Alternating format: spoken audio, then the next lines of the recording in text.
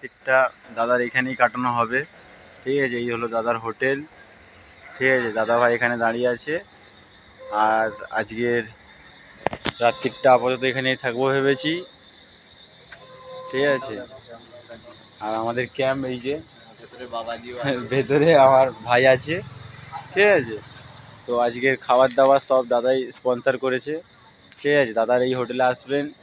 দাদার নামটা বলে দিন। দাদা আপনার নাম? সংলাপ দে। সংলাপ দে। ঠিক আছে। Hello, good morning guys.